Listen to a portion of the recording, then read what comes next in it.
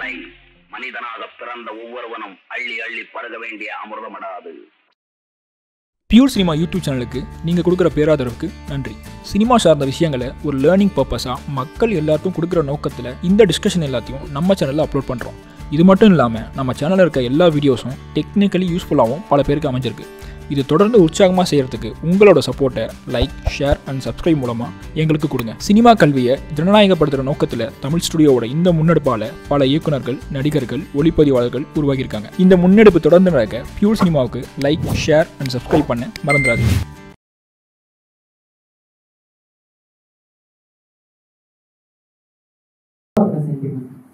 உங்களோட first birthday இருந்தது, இது இருந்தது. அது வந்து நீங்க எடுத்துருந்தது அவ்வளோ அழகா இருக்கு. அது வந்து எக்ஸ்பீரியன்ஸ் மாதிரியே தெரியாது. நாங்க தெரிஞ்சு பண்ண ஒரே தப்பு இந்த பஸ்ல தான். திரும்பவும் பொண்ணு பார்க்குற சீன் வைக்கிறா, மாப்பிள்ளைக்கு கல்யாணம் ஆகலன்னு எழுதணும்னா எஸ்டி சூர்யா மாதிரி ஒரு ஹீரோ அப்படின்னு வச்சோம்.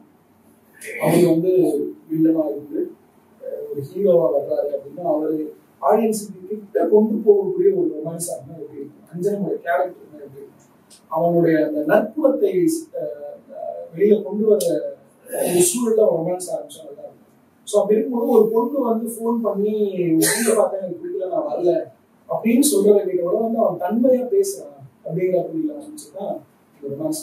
ஸோ அதுக்கு முன்னாடி வந்து காட்சிகள்லாம் அதுக்கு ஏற்ற மாதிரி ஆரம்பிச்சிருக்கான். ஸோ அதனால அந்த கேரக்டரை வெளியில கொண்டு வரணுங்கிற பாயிண்ட்ல தான் அந்த கல்யாணம் ரொமான்ஸ் ஆரம்பிச்சது. திட்டமிட்டு வந்து கல்யாணத்தை சுற்றியே குதிரை ஓட்டணுங்கிற என்ன நினைக்கல. ஆப்வியஸ்லி எல்லாருமே நண்பர்கள் பொண்ணு பார்க்க போனது, திருமணம் சம்பந்தமா வந்து சொன்ன தகவல்கள் எல்லாம் நிறைய இருக்கு. அதை பத்தி இந்த கல்யாணம் தொடர்பு. அப்புறம் அந்த கேரக்டர் பத்தி நீங்க சொன்னப்போ அவர் வந்து ராமலிங்காரோட விஷயமா காட்டியிருக்கு. ஸோ அந்த எளிய ஒரு பொருளானது பிளஸ் அந்த பொண்ணு வந்து ஒரு அழகா லைன் சொல்லியும் அவர் வந்து தனியா பேசுறதுக்கெல்லாம் ஒரு ஒரு பேக்ரவுண்ட் தான் அவரோட அந்த விஷயமா இருந்தா நல்லா இருக்கும்னு யோசிச்சு வச்சீங்களா? அதாவது எனக்கு வந்து வரலாறுடைய அறிமுகம் வந்து பல வருடங்களுக்கு முன்னாடி வந்து சின்ன வயசுல பார்த்தீங்கன்னா புதுக்கட்டில் இருந்தாங்க. ஸோ எனக்கு அந்த கைலாங்கெல்லாம் இருக்கிறதுக்காக நான் தெரிஞ்சு வரேன். ஸோ அங்கே தண்ணி இருக்காது, அந்த தண்ணியை பிடிக்கிறதுக்காக ஒரு குறிப்பிட்ட கடை சமையல் இருக்கும். ஸோ அங்கே போய் வந்து தண்ணி பிடிச்சிட்டு வரணும். அதனோட வேலை போய் அதுக்கப்புறம் தண்ணி இருக்கும். ஸோ அங்கே வந்து பார்த்தீங்கன்னா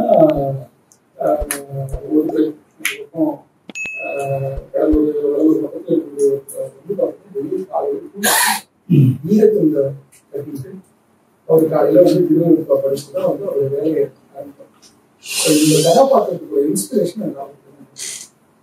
ஸோ அவரு எந்த மாதிரியான எப்படி பேசுவார் அதை பொறுத்து தான். சரி, ஒரு உயிர் இந்த எலிங்கிறது பார்த்தீங்கன்னா ரொம்ப டெலிகேட்டான ஒரு சப்ஜெக்ட். நம்ம வீட்டில் போய் உங்க வீட்டில் எலி மாட்டுச்சுன்னா சரி அடுத்து அப்படின்னு சொல்றாங்க. ஆனா அதை வேல்யூ பண்ணணும் அப்படின்னா அவன் எந்த திசையில இருந்து வரணும் அப்படிங்கிற ஒரு கேள்வி வந்துச்சு. பிளஸ் இந்த நான் பார்த்து சில கதாபாத்திரங்கள் ஞாபகத்துக்கு வந்ததுனால சில காட்சிகள் இந்த கதாபாத்திரம் அப்படி வச்சு எனக்கு அது புரிஞ்சு வந்துச்சு. இது இட்ஸ் வெரி காம்ப்ளிகேட்டட். எளிதான எதை போய் வச்சு ஒரு கதை சொல்றான், ஒரு படம் இருக்கிறாங்க, பார்த்து சொல்றோம். இன்னைக்கு 2 சதவீதம் பேருக்கு அந்த சின்ன அச்சீவ் போட்டு போகணும். பட் எந்த திசையிலிருந்து வர்றவங்களுக்கு வந்து அது ஒரு உயிருங்கிற வேல்யூ கிடைக்கும். நார்மலா வந்து நம்ம எல்லாருமே வீட்டில் போயிட்டு வளர்க்கோம். நம்மளே ஒரு பாயிண்ட்டுக்கு மேல வந்து ஒரு எளிய மாட்டா ஐயோ பாவம் எளிய பார்த்து. ஸோ அதனாலதான் வந்து இந்த திசையில இருந்து அவன் வந்தா கதைக்கு பொருத்தமா இருக்கும் அப்படிங்கும்போது அதுக்குள்ள ஒரு இயல்பான ஒரு அழகியல் இருந்ததை நான் ரொம்ப ரசிச்சேன். நஞ்சனன்ற கேரக்டரை நம்ம எப்படி விஷுவலைஸ் பண்ணி வச்சோம், அவனுடைய கோட்பாடுகள், அப்புறம் வந்து வள்ளலாருடைய கோட்பாடுகள், அவருடைய வாசகங்களும், அப்புறம் அவருடைய வாழ்க்கை முறை, அதெல்லாம் கொஞ்சம் எடுத்து பார்க்கும்போது இயல்பா பொருந்த மாதிரி இருந்ததுனால நான் அதை சூஸ் பண்ணேன். பிரிக்கிற மாதிரி இருக்காது அப்படின்னு. சரி, இந்த மாதிரி ஸ்டோரி லைன் கிடைக்கிறது ஈஸி. நீங்க ஸ்கிரீன் பிளே பண்ணதான் கஷ்டம். ஏன்னா இந்த லைன் என்ன சொல்லுங்க, வீட்டுல எடி காசு இருக்கு, நிறைய பேர் கூட வந்து மோசம் பார்த்துக்கிட்டா நான் வந்து இந்த கதையை யோசிக்கிறப்ப நண்பர்கள் சொன்னாங்க மோசம் ஒரு படம் இருக்கு அப்படின்னு சொன்னாங்க. ஒரு 6 மாச காலம் நான் அந்த படத்தை பார்க்காம இருந்துச்சு, நம்ம திரைக்கதை பண்ணலாம் அப்படின்னு சொன்னாங்க. சரி, அதுக்கப்புறம் வந்து தப்பித்தவரை ஒரே மாதிரியான காட்சிகள் வச்சிருக்கிறாங்க. அந்த படத்தை பார்த்ததுக்கப்புறம் எனக்கு இன்னும் தைரியம் ஆச்சுன்னா அது வந்து ஒரு காமெடி மாதிரி, ஒரு லாபலா இருக்க மாதிரி, ஒரு சூப்பர்ஃபிஷியலான இந்த படத்துல நான் ஆரம்பத்துல இருந்து என்னோட நடிகர்களுக்கும் ப்ராமிஸ் பண்ண மாதிரி எளியா தான் இருக்கும். அதனாலதான் வந்து ஒரு உண்மையான எளிமையில் நடிக்கிறதுக்கும் சாத்தியமாச்சு. ஏன்னா வந்து ஒரு நார்மலா ஒரு எலி என்ன செய்யுமோ அதை மட்டும்தான் அந்த எலி படத்துல செய்ய முடியும். சூப்பர்ஃபிஷியலா அந்த படத்துல வந்து ரொம்ப ரொம்ப குறைவு. 2 ஷாட்டை தவிர அந்த மாதிரி வாய்ப்பு. ஸோ அதனால ஸோ எனக்கு வந்து லைனா யோசிக்கும் போது ரொம்ப சிம்பிள். ஒரு லைன் சின்ன சின்ன கான்செப்டை நீங்க ப்ரெசென்ட் பண்ணும்போது ஒரு லைனா யோசிக்கிறது ரொம்ப சிம்பிள். எதி வீட்டில் வந்து டார்ச்சர் பண்ணுறது அப்படிங்கிறது ஒரு லைன். இது வந்து படங்கள் வந்திருந்தாலும் இல்லை நம்மளுடைய சொந்த அனுபவங்கள் இதை கேள்விப்பட்டிருந்தாலும் வீட்டில் வந்து வெளி சொல்லத்தாங்க அப்படின்னு எவ்வளோ பெரிய காலத்தில் கேள்விப்பட்டிருக்கோம். உட்கார்ந்து அதுக்கு திரைக்கதை அமைக்கும் போது இது ஆடியன்ஸுக்கு பிடித்த மாதிரி சொல்வது அப்படிங்கிறது தான் சேலஞ்ச். சினிமாங்கிறது வந்து திரைக்கதை. ஸோ காட்சிக்கு காட்சி நான் விருது கொடுக்க முடியுமா, காட்சிக்கு காட்சி நான் யதார்த்தத்தை சொல்ல முடியுமா, காட்சிக்கு காட்சி ஒரு அழகியலை கொடுக்க முடியுமா, காட்சிக்கு காட்சி ஒரு சுவாரஸ்யத்தை என்னால் கிரியேட் பண்ண முடியுமா, திரைக்கதையில இது ஒரு 60-70 காட்சிகள் எழுதுவதற்கு இது சாத்தியமா அப்படின்னு பார்க்கணும். எழுதி பார்த்து அதில் சாத்தியம் இருக்கு பண்ண முடியும் அப்படின்னா இதை நீங்க எக்ஸிக்யூட் பண்ணலாம். இல்லைன்னா நீங்க ஒரு லைன் இன்ட்ரெஸ்டிங்கான ஒரு ஐடியா மட்டும் கிடைச்சிட்டு மாட்டிக்கிட்டீங்கன்னா கஷ்டம். ஸோ இது வந்து ஒரு ட்ராப் மாதிரி. இந்த மாதிரி நீங்க சின்ன சின்ன கதைகளை லைனா பண்ணும்போது லைனா சொல்லும்போது ரொம்ப இன்ட்ரெஸ்டிங்கா இருக்கும், ஒரு ஐடியாவா ரொம்ப நாவலா இருக்கும், புதுசா இருக்கும். பட் அதுக்கு திரைக்கதை எழுதும்போது நீங்க சரியா செய்யலன்னா மாட்டிக்கணும். மிகப்பெரிய பிளஸ் அண்ட் மைனஸ். அது ஒரு நாவல்ட்டி இருக்கும், பிளஸ் அது சரியா செய்யலன்னா பிரச்சனை இருக்கும். நல்ல அட்டெம்ப்ட்னு சொல்லி கிளம்புறோம். நம்ம ஸ்கிரீன் பிளே எழுதும்போது அவரோட கேரக்டர் பிளேஸ்மெண்ட், இப்போ வந்து அவர் ஒரு ஓல்டு மேன் வந்து மேலே வந்து அடிக்கடி ஒட்டிக்கிட்டு போவாரு, பக்கத்து வீட்டு அந்த கேட் ஆண்டி, அவரோட ஃப்ரெண்டு கருணாகரன், அந்த ஆஃபீஸ்ல இருக்கவங்க, அந்த மாதிரி ஒவ்வொரு கேரக்டர் பிளேஸ்மெண்ட்டுமே போர் அடிக்கிற மாதிரி எதுவுமே இல்லை இந்த படத்துல. அது வந்து ஸ்கிரீன் பிளே ரைட்டிங்ல நம்ம எழுதும் போதே அந்த கேரக்டர் பிளேஸ்மெண்ட் தான் கரெக்டா தேவையானதை மட்டும் வைக்கணும். இல்ல சரி, எனக்கு வந்து நான் ஒரு organic writer in terms of screen writing. அதாவது எப்படின்னா ஒரு கிளைமேக்ஸ் உட்காந்து எழுதணும் நான் உட்கார மாட்டேன், ஒரு இன்ட்ரோ பிளாக் யோசிக்கணும் உட்கார மாட்டேன், ஒரு ஹீரோக்கு பில்டப் சீக்வன்ஸ் எழுதணும் நான் உட்கார மாட்டேன், ஒரு ஆக்ஷன் பிளாக் எழுதணும் எனக்கு உட்கார மாட்டேன். எனக்கு இன்னும் இந்த கதை வந்து ஆர்கானிக்கா வளரணும். இந்த கதை வந்து அதுவா ஒரு காட்சிக்கு அடுத்த காட்சி அதுவா வந்து அப்புறம் இயல்புலேயே வந்து அந்த கதையோட சிந்தனையிலேயே நான் டிராவல் பண்ணும்போது இப்படி நடந்தா என்ன, நான் ஒரு மளிகை கடை போறோம், ஒரு டீ கடை போறேன், ஒரு கதாபாத்திரத்தை பார்க்கறேன்னா இந்த கதாபாத்திரம் என் கதைக்குள்ள வந்தா எப்படி இருக்கும், அப்புறம் இந்த கதாபாத்திரத்துல இப்படி ஒரு சூழல் இந்த கதாபாத்திரம் இருந்தா எப்படி இருக்கும் அப்படின்னு என்னுடைய அந்த டே டு டே லைஃப்ல இந்த கதையுடைய அந்த ஸ்கிரீன் ரைட்டிங் ப்ராசஸ் வந்து கிட்டத்தட்ட அப்படிதான் நான் பண்ணுவேன். It has to grow organically. ஒரு கதையா அதுவா வந்து உருவாகும். ஒரு 60-70% உருவானதுக்கு அப்புறம் அதுக்கு நம்ம கொஞ்சம் அங்கே உருவாக பேசுவோம். ஸோ இந்த வந்த கதாபாத்திரங்கள் எல்லாமே அவங்க ஒரு அப்பார்ட்மெண்ட்ல இருக்காங்க அப்படின்னா நான் அப்பார்ட்மெண்ட்ல இருந்திருக்கேன், என் நண்பர்கள் இருக்காங்க, அங்கே என்ன மாதிரி டார்ச்சர் பண்ணுவாங்க, என்ன மாதிரி கேரக்டர்ஸ் இருப்பாங்க. ஆக்சுவலா இன்னும் நிறைய கேரக்டர்ஸ் இந்த படத்துக்கு அவங்க இடத்துக்கே எனக்கு தேவைப்பட்டாங்க. வைக்கணும்னு முயற்சி பண்ணோம். பட் எனக்கு என்னோட ஸ்கிரீன் பிளேல நிறைய பேர் உள்ள கொண்டு வர முடியும், மிகச்சிறந்த குறைந்த கதாபாத்திரங்களை கொண்டு வர முடியும். ஸோ இயல்பா என்னோட organic writing and thinking process மூலமா வந்ததுதான் இந்த கேரக்டர்ஸ். இன்னும் கொஞ்சம் கட்டமைச்சு வில்லன் போர்ஷன்லாம் அதெல்லாம் சினிமா ஏதாவது உள்ள கொண்டு வந்த விஷயங்கள் தான். அது பாதி பேர் பிடிச்சிருக்கு, பாதி பேர் பாதி பேர் வாசிக்காக வச்சிருக்காங்க, புரிஞ்சுக்காங்க, பாதி பேர் வந்து செகண்ட் ஹாஃப் ஒரு டைமென்ஷன் தேவைப்படுது. இது அவங்க ஒவ்வொரு மாதிரி இன்டர்பிரேட் பண்ணிட்டேன். சிலது வந்து சினிமாக்காக செய்யணும். பட் பெரும்பான்மையா என்னோட தாட் ப்ராசஸ் வந்து ஆர்கானிக்கா இருக்கும். கொஞ்சம் ஆர்கானிக்கா இருக்கும்போது அதெல்லாம் வந்து இந்த மாதிரி கதாபாத்திரங்கள்லாம் உள்ள வந்து அந்த கதை நல்லா இருக்குமே அப்படின்னு சொல்லி. ஒரு ஸ்கிரீன் ரைட்டிங் அப்படிங்கிறது ஒரு இயக்குனர் உருவாக்கக்கூடிய ஒரு உலகம் தானே. ஸோ அதில் உங்களுக்கு பிடிச்ச ஒரு கதாபாத்திரம் சொல்ல வச்சுன்னா வேற மாதிரி ஸ்கிரீன் போடலாம். ஸோ உங்களோட ஜட்ஜ்மெண்ட். ஸோ எனக்கு வந்து அந்த ப்ராசஸ்ல இவங்களாம் இயல்பா வந்துட்டாங்கன்னா நான் ஒதுக்கி வச்சு அப்படின்னு நீங்க பிளான் பண்ண எல்லா ஷார்ட்ஸும் எக்ஸிகியூஷன் பண்ணிட்டீங்க அப்படின்ற மாதிரி ஃபீல் இருக்கா? இல்லை எக்ஸிகியூஷன் பண்ணா சில ஷார்ட்ஸ் இருக்கா? பெரிய சில ஷார்ட்ஸ் எளிய முதல்ல காட்டுற காட்சியில வந்து பாத்தீங்கன்னா நான் தேங்காய் கீழே விட்டுருவேன். நான் எழுதின சீன்ல வந்து இந்த எலி வந்து அந்த தேங்காயை வாயில கடிச்சுக்கிட்டு வெளியில வரணும். வெளியில வந்து அந்த இடத்துல சின்ன மாதிரி அந்த எலியை நடந்து போனா எழுதுவேன். அது எனக்கு இயல்பு எடுக்கிறதுக்கு வாய்ப்பு இல்லை. அந்த எலியை வந்து வாயை எழுதி வச்சு அதுல தேங்காய் எழுதி கொடுக்க பண்ணுறதுக்கு சொல்ல பிளஸ் அது சாத்தியமும் இல்லை. அந்த தேங்காய் வாய் சின்னதான், அது எவ்வளவுதான் இருந்தாலும் அதை எடுத்துக்கிட்டு நடக்கணும் அவசியம். அது கீழே தலையை வச்சுதான் நடக்கும். இப்படியே பார்க்காம அதுவும் பார்த்து நடக்காது. ஸோ அதனால அந்த ஒரு ஷார்ட் வந்து எனக்கு இருக்க முடியலன்னு சொல்லுவேன். ஸோ அதனால பட் எனக்கு பிரச்சனை இல்லை. நான் சொல்ல வந்து எனக்கு கம்மி ஆயிடுச்சு. அந்த இடத்துல அந்த இடத்துல ஏறி கத்துற மாதிரி கடைசி ஷார்ட் அது எனக்கு கிடைச்சதுனால ஓகே இந்த இது ஜெயிச்சிருச்சு அப்படிங்கிற ஒரு கூட அதை கேட்க முடியுது. அதனால நான்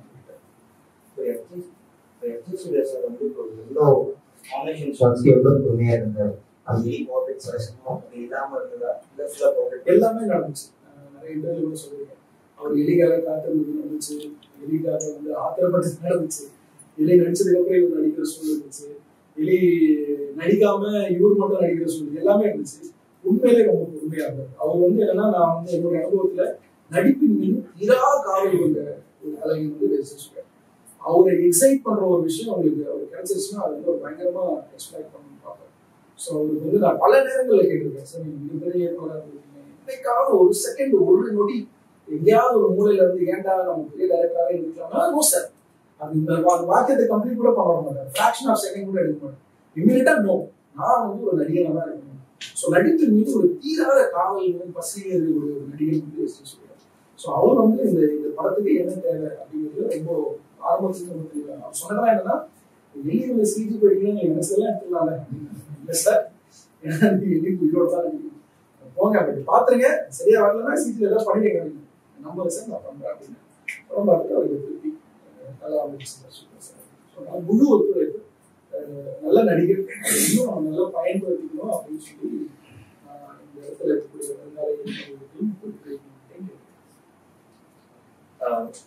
இப்போ வந்து அந்த படம் ஆரம்பிச்சு ஒரு 1/4 மணி நேரம் வந்து என்ன நடக்குதுன்னே தெரியாம ஒரு சஸ்பென்ஸாகவும் இருக்கு, பேயா இது எலியா அப்படின்ற மாதிரி தெரியல. இந்த படத்துல போஸ்டர்ஸ்லேயே வந்து ஒரு எலி படம் அப்படின்ற மாதிரி விஷயம் சொல்லிருக்கேன். ஒருவேளை அப்படி சொல்லாம இருந்த ஆடியன்ஸ் வந்து ஒரு ஆர்வம் இருந்திருக்கும் அப்படின்ற மாதிரி நினைக்கிறேன். ஒரு இன்சிடென்ட்ஸ் வர வேண்டியது அப்படி பண்ணுவாங்க. ஒரு நல்ல ஸ்ட்ராட்டஜி கொஸ்டின். ஏன்னா எங்களுக்கு ஒரு குழப்பம் இருந்துச்சு, இந்த முதல்லயே எலிபுட்னு சொல்றதா இல்ல ஆடியன்ஸ் தேட்டருக்குள்ள வந்ததுக்கு ஒரு எலிபுட்னு சொல்றதா. சரி என்னதான் இருந்தாலும் வந்து இந்த படத்தோட யூஎஸ்பி வந்து எலி. சரிங்களா, மற்ற படங்கள் வந்து இந்த படங்கள்ல போஸ்டர்லேயே வேறுபடுத்தி காட்டக்கூடிய ஒரு விஷயம் என்ன பார்த்தீங்கன்னா எலி. ஸோ அது வந்து எலி இருக்குதுன்னு நான் சொல்லிதான். ஸோ அப்படி இருக்கும்போது ஒருத்தர் வீட்டுக்கு வரான், வீட்டுல ஒரு எலி இருக்கு அப்படிங்கிறது ஒரு வகையான ஒருத்தர் வீட்டுக்கு வரான். அந்த வீட்டுல வந்து பாத்தீங்கன்னா அவனுக்கு புரியாத சில விஷயங்கள் நடக்குது. அவன் வந்து அதை ஒரு அமானுஷ்ய சக்தியா புரிஞ்சுக்கிட்டு பயப்படுறான்.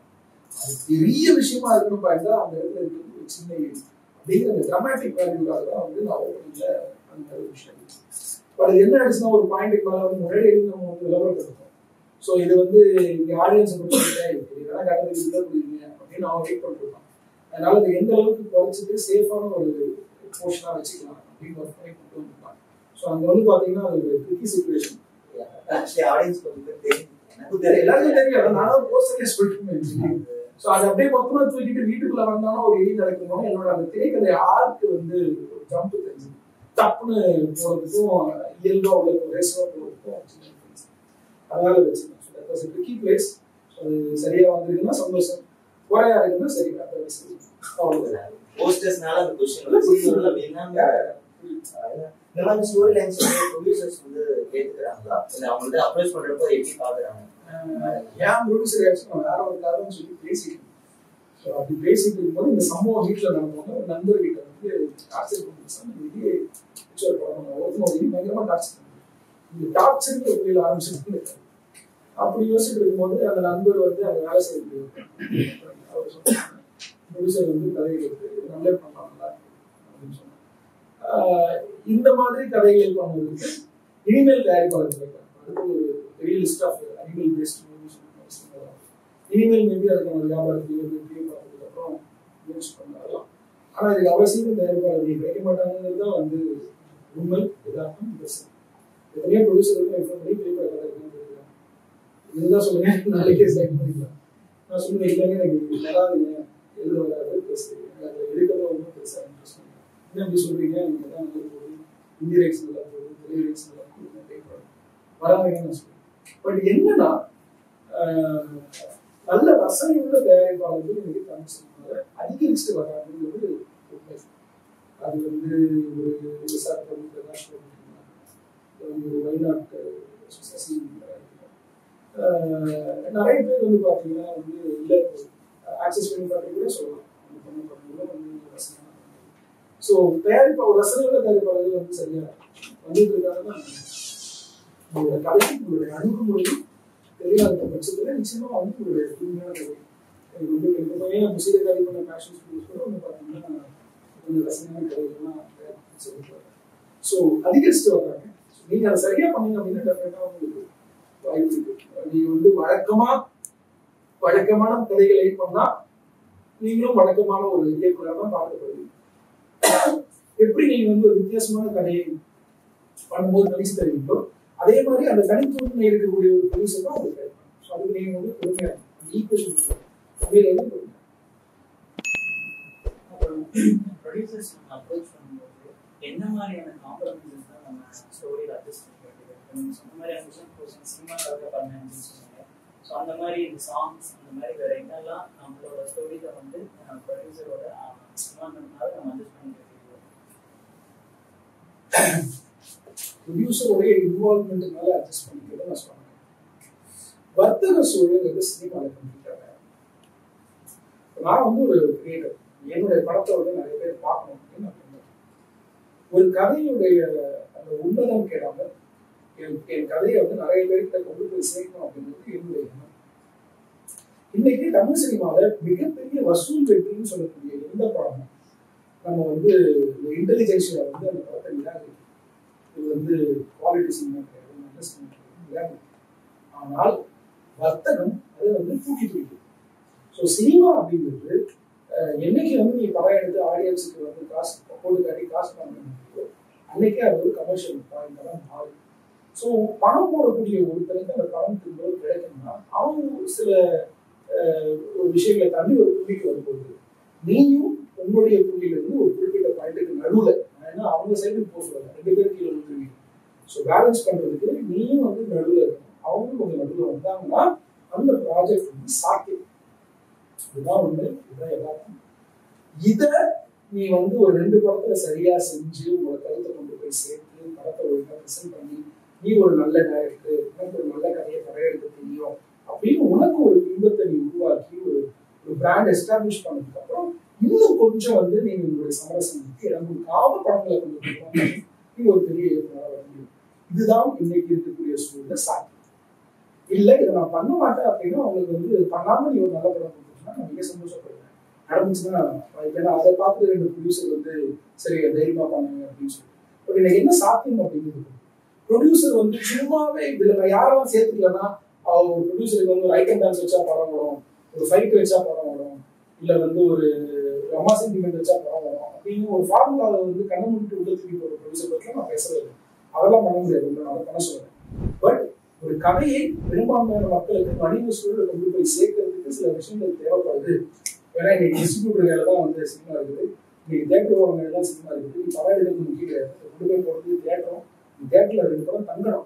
ஸோ பல பேருடைய ஒப்புதல் வந்து ஒரு படத்தினுடைய வெற்றிக்கு தேவைப்படுது. அது வந்து உள்ள வரக்கூடிய ஒரு நாயகன்ல இருந்து உள்ள வரக்கூடிய ஒரு ப்ரொடியூசர், கோ producer, distributor, theatre owner mole பண்ணி நீ ஒவ்வொருத்தையும் திருப்திப்படுத்தினாதான் உங்க படம் திரைக்கே வந்து சேரும். அதுக்கப்புறம் அந்த படம் வந்து மக்களுக்கு பிடிக்கணும், வெற்றி அடையணும், அந்த காசு திரும்ப கிடைக்கணும். ஸோ அந்த இடத்துக்கு நான் எப்படியாவது போயிடுங்க, காம்ப்ரமைஸ் பண்ண சொல்லலை. பட் ஒரு அசோசியேஷன் கிரியேட் பண்ணும். உனக்கு தேவையான விஷயங்களை செஞ்சுக்கோ, வர்த்தகத்துக்கு தேவையான விஷயங்களை உன்னுடைய கிரியேட்டிவிட்டியும் நாவல்ட்டியும் கெடாத அளவுக்கு இந்த கம்ப்ளீட்டா வந்து மாற்றி பண்ண சொல்லும். இப்படி செஞ்சுனா உனக்கு வந்து உன்னோட படம் வந்து திரைக்கு வரும். இன்னும் கொஞ்சம் சீக்கிரம் வரும்னு வச்சுக்கலாம். ஒருத்தர் வந்து இன்னும் 15-20 வருடங்களா வந்து படம் எடுக்க முயற்சி பண்ணிட்டு உதவி ஸோ அதனால வந்து இட் இஸ் அன் அசோசியேஷன். அதை வந்து நீங்க எந்த அளவுக்கு ஸ்மார்ட்டா ஹேண்டில் பண்றீங்க அப்படிங்கிறத பொறுத்து உங்களோட கிரியேட்டிவ் ஈகோ, உங்களோட கிரியேட்டிவ் சாட்டிஸ்ஃபேக்ஷன் எல்லாமே. நான் 2 படம் பண்ணிருக்கேன், 2 படத்துல என்னோட உண்மையான கிரியேட்டிவ் போர்ஷன் எல்லாமே கிடையாது, நிச்சயம் கிடையாது. பட் எனக்கு இன்னொரு 3வது படம் இருந்துச்சுன்னா எனக்கு வாய்ப்பு கிடைக்கும், எனக்கு நல்லா தெரியும். என் 4வது படம் கூட இன்னைக்கு தெரியும், எனக்கு கிடைக்கிற சூழ்நிலை தான் நான் இருக்கேன். ஸோ நிச்சயமா வந்து ஒவ்வொரு படியா நான் வந்து ஒரு எந்த அளவுக்கு ஒரு கிரியேட்டர் அப்படிங்கிறத முன்னிறுத்த முடியும் நம்பிக்கையோட இருக்கேன். அட்லீஸ்ட் எனக்கு அந்த வாய்ப்பை நான் வந்து பயன்படுத்திக்கிறேன். ஸோ நிச்சயமா என் கரியர் முடியறதுக்குள்ள நான் முழுக்க திருப்திப்படுத்திக்கிற மாதிரி ஒரு படம் பண்ணா போறேன். அதுதான் சினிமா. இப்போ கேமராமேனுக்கும் உங்களுக்கும் இந்த பிகாஸ் டேட்டோட பெர்ஸ்பெக்டிவ் சில விஷயம் ஸோ அது என்ன சேலஞ்சஸ் இருக்குது. ஸோ அதனால டேட்டை பற்றி நிறைய பேசிட்டோம். கேமராமேனுக்கு வந்து ஃபர்ஸ்ட் ஆப்வியஸ்லி கதையோட மூடு பிடிக்கும். நான் ஒரு ப்ரீஸியா லைட் ஹார்ட்டடா ஒரு கதையை சொல்லிட்டேன். டேட் வர விஷயங்களை வந்து ஒரு மாதிரி ஹீரோயிக்கா சொல்லிட்டேன். ஸோ என்ன பெரிய சேலஞ்சா இருந்துச்சுன்னா வழக்கமாக ஒரு வீட்டில் ட்ராமா ஷூட் பண்ணுறோம், டைலாக் ஷூட் பண்ணுறோம், அதெல்லாம் வந்து எனக்கு பெரிய காம்ப்ளிகேட்டட் விஷயம். வெளி சம்மந்தப்பட்ட விஷயங்கள் ஷூட் பண்ணும்போது பல விதமான கண்டிஷன் ஷூட் பண்ணுவோம். இப்போ வந்து ஒரு இடத்துல ஸ்விட்ச் பாக்ஸ் இருக்கிற இடத்துல ஏறி உட்காருன்னா அதை நோக்கி நடக்கிறது வந்து ஷூட் பண்ணிட்டு அந்த ஸ்விட்ச் பாக்ஸ் மட்டும் தனியாக செஞ்சு அதில் வந்து எங்கே கேமரா வைக்கணுமோ அதுக்கான பொசிஷனை கிரியேட் பண்ணி அந்த எலி வந்து கரெக்டாக உட்காரணும். இந்த ஒயர் ஷாட்டுக்கும் அந்த க்ளோஸ்அப் ஷாட்டுக்கும் லைட்டிங் வந்து மேட்ச் ஆகணும். அதுக்கப்புறம் வந்து எலியோட சைஸு பட் அந்த ஆப்ஜெக்ட் அந்த செட்டோட சைஸ் ரேஷனலா இருக்கும். அதாவது எப்படின்னா எனக்கு வசதிக்காக கேமரா வைக்கிறதுக்காக அந்த பெட்டியை பெருசாக செய்ய வேண்டிய கட்டாயம் எனக்கு. பட் அந்த எலி வந்து அந்த பொட்டிக்குள்ள ஏறும் பொழுது அது வந்து பாத்தீங்கன்னா பெட்டி பெருசா இருக்கு, எலி ரொம்ப சின்னதா இருக்கு அப்படின்னு அந்த விஷுவலா எனக்கு வந்து என்னோட மைண்ட சப்கான்சியஸா அதை சேலஞ்ச் பண்ணக்கூடாது, இது தப்பா இருக்காது. இந்த பைப்ல கூட டிராவல் ஆகும்போது பாத்தீங்கன்னா இயல்பா இருக்கிற பைப்பை கூட நம்ம வந்து பெரிய பைப்பு தான் வச்சு ஷூட் பண்ணோம். பட் அதுல அந்த எலி நிற்கும் பொழுது அந்த எலியுடைய உருவத்தினுடைய அளவும் அந்த பைப்போட உருவத்தினுடைய இந்த பைப்போட வால்யூமும் ஓரளவுக்கு பேலன்ஸ்டா இருக்கும். இந்த ரொம்ப பெரிய பைப் வச்சுட்டோம்னா உங்களுக்கு விஷுவலா அது கனெக்ட் ஆகாது. இது வேற எதுவும் அண்டாக்குள்ள வச்சு ஷூட் பண்ணிருக்காங்க, பைப்புக்குள்ள வச்சு ஷூட் பண்ணாங்க. ஸோ இந்த மாதிரி எலி சம்பந்தப்பட்ட காட்சிகள் ஒவ்வொன்றுக்கும் வந்து சயின்ஸ் வைஸ் லாஜிக்கும் லைட்டிங் வைஸ் கண்டினியூட்டியும் அதுக்கப்புறம் அந்த மூமெண்ட்ஸ் ஃபோக்கஸ் இதெல்லாம் பெரிய சேலஞ்ச் இருந்துச்சு. நாங்கள் வந்து முடிஞ்ச அளவுக்கு மூமெண்ட் ஷாட்ஸ் அவாய்ட் பண்ண முடியல, கஷ்டமா போயில. அதுக்கப்புறம் வந்து ஃபோக்கஸ் பண்ணுறது பெரிய சேலஞ்சாக இருந்துச்சு. சொல்ல பேச்சு கேட்காது, க்ளோசஸ் நிறைய எடுத்துருக்கேன், லைட் ஆஸ்ல கூட வந்து சாஃப்ட் ஆகும். ஸோ அந்த ஃபோக்கஸ்க்குள்ள ரொம்ப எக்ஸ்ட்ரீம்போட ஒர்க் பண்ணுது.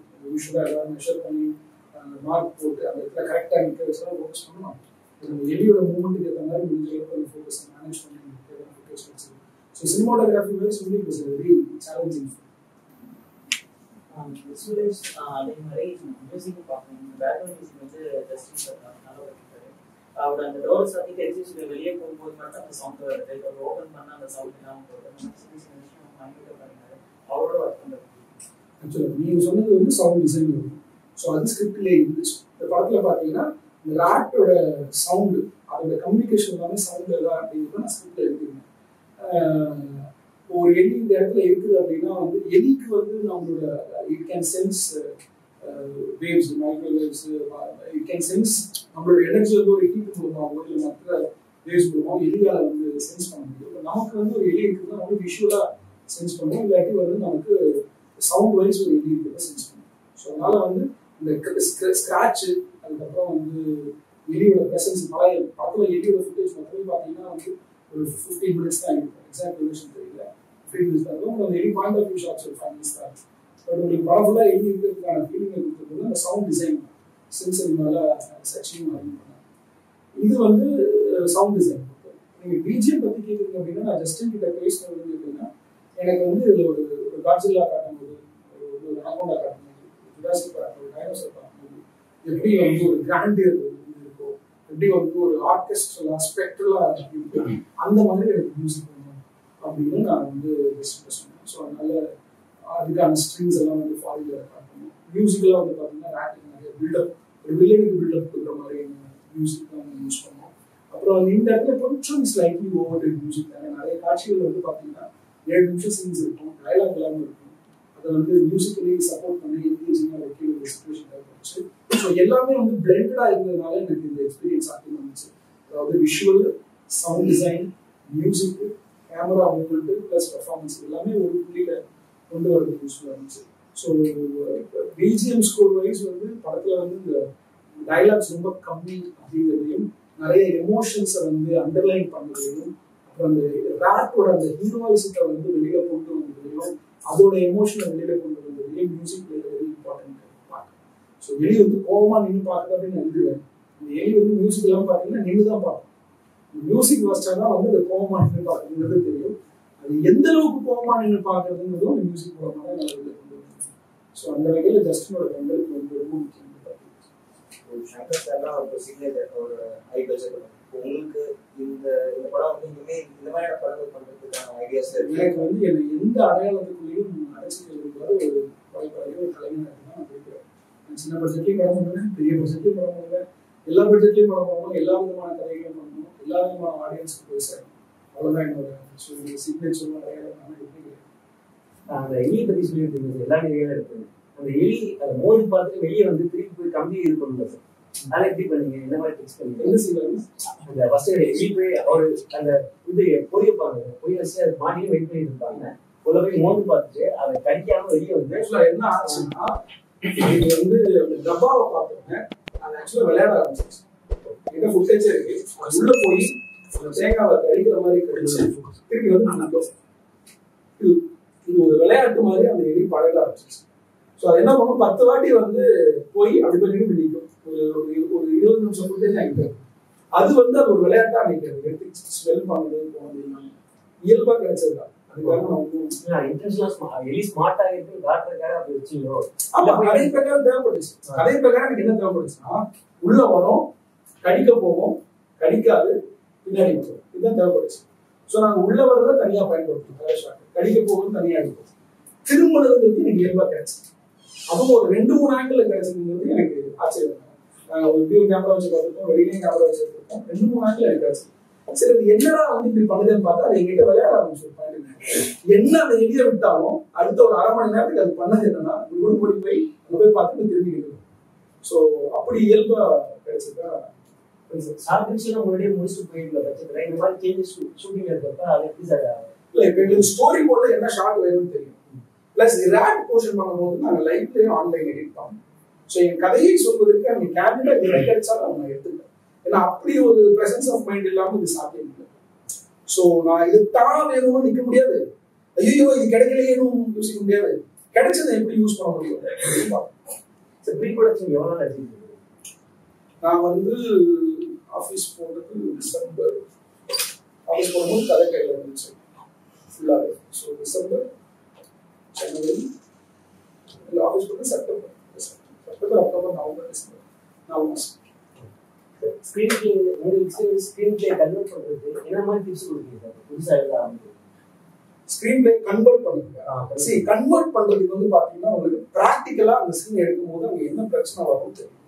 ஸோ உங்களுக்கு அந்த அனுபவம் உள்ள ஒருத்தரை வச்சு பாத்தீங்க அப்படின்னா, ஒரு ஆர்டிஸ்டை வச்சு ஒரு குறிப்பிட்ட லொகேஷன்ல அந்த குறிப்பிட்ட வெதர் கண்டிஷன்ல நீங்க அந்த இந்த மாதிரியான ஷாட் எடுக்கும்போது உங்களுக்கு என்ன சேலஞ்ச் வருதுங்கிறத முன்கூட்டியே யோசிக்க தெரிஞ்சால் உங்களுக்கு எக்ஸிபியூஷன் ஒரு சின்ன எக்ஸாம்பிள்.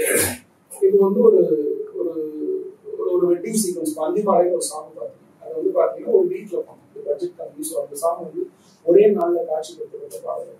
பட் அன்னைக்கு பார்த்தீங்கன்னா வந்து வெதர் வந்து ரொம்ப மோசமாக இருக்கும். ஸோ 2 பேருக்கு மேக்கப் போட்டு நாங்கள் நிற்க வச்சுன்னா 2 செகண்ட்ல வந்து மொபைல்லாம் வேர்த்தி முடிஞ்சிடும். அவங்களால அந்த மேக்கப்ல வந்து தாக்கு பிடிக்க முடியாது. ஸோ எனக்கு வந்து ஒரு ஷாட்டுக்கு முன்னாடியும் வந்து நார்மலா பண்ணக்கூடிய மேக்கப் டச்சப்பை அன்னைக்கு மேக்கப் டச்சப் நிறைய தேவைப்பட்டுச்சு. ஸோ இதனால எனக்கு ஒரு குறிப்பிட்ட அமௌண்ட் ஆஃப் டைம் வந்து வேஸ்ட் ஆகும். ஸோ இதை வந்து முன்கூட்டியே உன்னால வந்து ஓகே இன்னைக்கு வெதர் எப்படி இருக்கு, இன்னைக்கு வந்து இந்த டச்சப்புக்குள்ள டைம் இருக்கு அப்படின்னா அப்போ நீ என்ன பண்ணணும், உங்க ஆர்டிஸ்ட எல்லாம் ரெடி ஆயிட்டு அவங்க வந்து நீங்க ஷார்ட் வச்சிடலாம் அப்படின் போது அவங்க அந்த ஏசி வந்து கூட்டம் வந்து நிற்க வச்சு ஷார்ட் எடுத்துட்டு அவங்களுக்கு வேர்க்கிறதுக்குள்ள அவங்க நீங்க நினைச்சு ஒரு எக்ஸாம்பிளுக்கு நான் சொல்லுவேன். ஸோ இப்போ நாங்கள் அவுட்டோர் போனோம், அந்த கிளைமேக்ஸ் ஷூட் பண்ணது பார்த்தீங்கன்னா அந்த லொக்கேஷன்ல இருந்து தண்ணி வேணும்னா கூட வந்து ஒரு 1.5 கிலோமீட்டர் இருக்கும். ஸோ அங்கே நீங்க ஷூட் பண்ணும்போது என்ன சேலஞ்சஸ் வர வாய்ப்பு இருக்கு, எல்லாருமே யோசிக்கணும். ஆர்டிஸ்ட்க்கு என்ன சேலஞ்ச் வர வாய்ப்பு இருக்கு, கேமராமேனுக்கு என்ன சேலஞ்ச் வர வாய்ப்பு இருக்கு, அதுக்கப்புறம் வந்து மற்ற டிபார்ட்மெண்ட்ஸுக்குலாம் என்ன சேலஞ்ச் வர வாய்ப்பு இருக்குன்னு யோசிச்சீங்கன்னா அந்த சேலஞ்சுக்கு நீ ப்ரிப்பேர்டா இருந்தேன்னா என்ன பிளான் பண்ணி அதை எடுக்க முடியும். ஒண்ணு சம்டைம்ஸ் என்ன பண்ண வேண்டியிருக்குன்னா, நீங்க பிளான் பண்ணதுக்கு வராம போயிட்டா பேக்கப் என்ன பண்ணணும், ஆப்ஷனா என்ன பண்ணணும் அப்படிங்கிறது கொஞ்சம் மைண்ட்ல. ஸோ அப்போ என்ன ஆகும்னா you have a control of the output. என்ன பேப்பர்ல இருந்தேன் உனக்கு வந்து அவுட்புட் என்ன வரப்போகுது அப்படிங்கிறதுக்கான கண்ட்ரோல் மூணு கையில் இருக்கு. நீ இதெல்லாம் ப்ரிப்பேர்டா இல்லாம போயிட்டனா அங்க என்ன வருதோ அதை வச்சுதான் நீ கதை சொல்லணும். அங்க நிறைய விஷயங்கள் மிஸ் ஆக வாய்ப்பு இருக்கு. ஸ்கிரீன் பிளேயிங் எழுதுறப்ப சில ஃபார்முலாஸ் இருக்குல்ல சார், ரியாக்ட் செக்ஷன், அதெல்லாம் கன்சிடர் பண்ணி எழுதுவீங்களா? இல்ல ஒரு திரைக்கதையின் வடிவமே கிடையாது, பேசிக் இருக்கும். ரியாக்ட் ஸ்ட்ரக்சர் எழுதிருக்காங்க, சுஜாதா எழுதியிருக்காரு, செல்ஃபீல் எழுதியிருக்காரு, அதுக்கப்புறம் வந்து நிறைய பேர் எழுதியிருக்காரு. ஸோ அவங்க ஒரு விஷயத்த சொல்றாங்க. அதுக்கப்புறம் மாஸ்டர் கிளாஸ்ன்னு சொல்லிட்டு ஆன்லைன்ல வந்து நிறைய பேர் ஸ்கிரீன் பிளே ஸ்ட்ரக்சர் கிளாஸ் எடுக்கிறாங்க. ஒரு வடிவத்தை ஃபாலோ பண்றதுங்கிறது ஒரு ஃபார்முலா, அதன் மூலமா செஞ்சா படங்களுக்கு வார்த்தைக்கு ஒரு முழுமை கிடைக்குது, அது ஒர்க் ஆகுது ஒரு ஃபார்முலா. பட் என்ன பொறுத்த வரைக்கும் நான் அதெல்லாம் சொல்ல மாட்டேன். ஒவ்வொரு மனிதனுக்குள்ளேயும் வந்து கலை சொல்லும் திறமையும் இருக்கு. நீ பார்த்த ஒரு சம்பவத்தை, நீ அனுபவிச்ச ஒரு சம்பவத்தை, நீ உணர்ந்த ஒரு சம்பவத்தை எப்படிப்பட்ட ஒரு கதையா, இப்படி ஒருத்தர் வந்து இந்த கதையை நீ அங்க சுட்டுட்ட அப்படின்னு சொன்னா கூட நம்ம வந்து இந்த கதையை வந்து நான் எங்க இருந்து சொன்னேன், எந்த புள்ளியில இருந்து சொன்னேன், எப்படி சொன்னேன் அப்படின்னு உனக்குள்ள ஒரு கதை சொல்லியிருக்காங்க. அந்த கதை சொல்லி தான் திரைக்கதை ஆசிரியர். ஸோ நீ வந்து ஒரு ஸ்ட்ரக்சரை ஃபாலோ பண்றது வந்து என்னன்னு வந்து தெரிஞ்சுக்கலாம். ஒரு திரைக்கதையை வந்து உனக்கு ஒரு கதை நீ சொல்ற அப்படி யோசிச்சு பார்த்தா அந்த திரைக்கதை ஒரு குழந்தை யாருக்கு கதை சொல்லணும், ஒரு இளைஞனுக்கு சொல்லணுமா, இல்ல வந்து ஒரு குழந்தைக்கு சொல்லணுமா, இல்ல ஒரு குடும்பத்துக்கு சொல்லணுமா, அவங்கள ஃப்ரெண்ட்ல வச்சுக்கோ. நீ அந்த கதையை அவங்க கிட்ட சொல்லும் போது அவங்க கிட்ட என்ன ரியாக்ஷன் வேணும்னு ஒரு மைண்ட் இருக்கு. அந்த ஆர்டர்ல நீ வந்து திரைக்கு எழுத ஆரம்பிச்சா சரியா இருக்கும். என்ன பொறுத்த வரைக்கும் எவ்ரிபடி இஸ் ஸ்கிரீன் ரைட்டர். வந்து ஒரு ஸ்ட்ரக்சர்னா என்னன்னு தெரிஞ்சுக்கலாம். அது வந்து உங்களுக்கு சம்டைம்ஸ் ஒரு பிளாக் இருந்துச்சுன்னா கிளியர் பண்ண ஈஸியா இருக்கும். பட் உங்ககிட்ட ஆர்கானிக்கா இருக்கக்கூடிய ஸ்கிரீன் ரைட்டிங் விஷயம் வெளியில கொண்டு வாங்க அப்படின்னு சொல்லுவாங்க. இந்த படத்துல எலி பண்ற அவஸ்தை இருக்குல்ல, இந்த பைப்ல தண்ணி வரும்போது அந்த புகை வரும்போது பண்ற அவஸ்தை இருக்குல்ல, அது வந்து ரொம்ப ரியலிஸ்டிக்கா இருக்குது. அந்த அதோட வீட்டை காட்டுறீங்க. அது வந்து நீங்க முன்னாடியே பிளான் பண்ணிருக்கீங்களா, இல்ல வந்துட்டு நீங்க அந்த ஸ்பாட்ல அந்த இடத்துல நீங்க டிசைட் இல்ல முன்னாடியே பிளான் பண்ணணும். அந்த சீன் வந்து நான் செட்டுக்கு என் பேப்பர்ல 100% கிளியரா இல்லாத ஒன்று செட்டுக்கு போக மாட்டேன். என் பேப்பர்ல இருக்கிறது தவிர செட்ல நான் எதுவும் எடுக்க மாட்டேன். அப்படிதான் நான் செய்வேன். இதனால வந்து எனக்கு நடிகர்களோட வந்து ஆர்குமெண்ட் கூட வந்து செட்டுக்கு போயிட்டேன்னா அங்கே it is only for execution. This is for me. நான் தப்பா இருக்கலாம், இல்லை எக்ஸ்டெண்ட் கூட நிறைய டைரக்டர்ஸ் ஒர்க் பண்ணி சக்ஸஸ்ஃபுல் பண்ணி இருக்காங்க. அவங்களுக்கு ஒர்க் ஆகுது. என்ன பொறுத்த வரைக்கும் என்ன பண்ணணும் அப்படிங்கிறத பேப்பர்ல போடுறோம். எப்படி பண்ணணுங்கிறத பேப்பர்ல போடுறோம். பண்றது மட்டும்தான் செட் பண்ணணும். அங்க போயிட்டு நீங்க யோசிக்கவே இல்லை, ஒன்லி எக்ஸிகியூஷன். ஸோ நான் வந்து முன்னாடியே எழுதிட்டு எக்ஸிக்யூட் பண்ணது வந்து செட் பண்ணணும். இந்த ஐடியா எப்படி அந்த எலியோட வீட்ல காட்டிங்கல்ல, ஒன்றும் இல்லைங்க. நான் இந்த கதையில வந்து ஒரு ஜிப்சி கதாபாத்திரம் வருது இல்லையா, ஒரு நரிக்குறவர் கதாபாத்திரம். நாங்கள் ரிசர்ச்சுக்காக வந்து பல நரிக்குறவர்களை நேரில் மீட் பண்ணோம். இன்ஃபேக்ட் அந்த கதாபாத்திரத்தில் ஒரு உண்மையான நரிக்குறவரை நடிக்க வைக்கிறதுக்கு முயற்சி பண்ணோம். ஸோ அவர்கிட்ட பேசும்போது இப்போ நமக்கு வயல்ல வந்து இந்த மாதிரி புகை போட்டு இடிப்பிடிக்கிறது கேள்விப்படுறோம் இல்லையா, அவங்க வந்து சில வீடுகளுக்கே போய் இதை பண்ணணும்னு சொல்லும்போது எனக்கு ஒரு ஆச்சரியமா இருந்துச்சு. சரி, எனக்கு இந்த மாதிரி ஒரு தேவை இருக்கு அப்படிங்கும் போது அந்த காட்சி ஒரு எலி வந்து அந்த இடத்துல வந்து டிராவல் பண்ணணும். ஒரு பைப்பு கூட எலி எப்படி டிராவல் பண்ணணும் அப்படின்னு நாங்கள் டெஸ்ட் பண்ணி பார்த்தோம். ஃபோட்டோ வச்சு தான் ஷூட் பண்ணோம். எனக்கு அந்த விஷுவல் லாங்குவேஜும் அந்த விஷுவலும் வந்து ரொம்ப புதுசாக இருந்துச்சு. ஸோ அதனால அந்த காட்சிக்குள்ள அது இருந்துச்சுன்னா ஒரு டென்ஷன் பில்ட் ஆகும்னு தோணுச்சு. அதனால நான் ரெண்டு விஷயம். இப்போ எஸ்ஏ சொல்லியிருக்காரு, என்னுடைய படத்தை பார்க்கறது வந்து இப்போ குடும்பமாக வராங்க. நான் ஹீரோவாக பண்ணியிருக்கேன். அந்த படத்தை பார்க்கறது குடும்பமாக குழந்தைங்களோட வராங்க. ரொம்ப சந்தோஷமா இருக்கு. எப்பவுமே வந்து எஸ்ஐ சொல்லியிருக்காரு அப்படின்னா ஏ சர்டிஃபிகேட் இல்லைன்னா யூஏ சர்டிஃபிகேட் இந்த மாதிரி இருக்கும். இது வந்து யூ சர்டிஃபிகேட். இந்த மாதிரி ஒரு விஷயம். இன்னொன்று என்னன்னா, இப்போ நீங்க பண்ணிருக்கீங்க பெரிய ஹிட், படம் பெரிய ஹிட், நல்ல வரவேற்பு மக்கள்கிட்ட, ஃபுல்லா போகுது, ஹவுஸ் ஃபுல்லா போயிருக்கு. இப்போ இதை தாண்டி என்னன்னா, ஒரு படம் ஹிட் ஆயிடுச்சு அப்படின்னா உடனே அதுல பார்ட் 2, பார்ட் 3, பார்ட் 4 வந்துட்டு இருக்கு. இது மாதிரி பார்ட் 4லாம் வரும்போது பார்ட் 4 வரையா அப்படின்ற ஃபீல்ட்ல மக்கள் வெளியே வராங்க. உங்களுக்கு இந்த மாதிரி 2 அந்த மாதிரி இந்த மாதிரி பார்ட் 2 பார்ட் 3 பண்ணும்போது ஒரு கதையை ஒரு வாட்டி எடுக்கும்போது எக்ஸைட் பண்ண நான் இருப்பேன். திரும்பவும் எனக்கு இதே எக்ஸைட் பண்ற அந்த கதையை பண்றதுக்கு எனக்கு கிடையாது. சத்தியமா நான் வந்து 2, 3, 4, 5 பண்ண டைரக்டர் நான்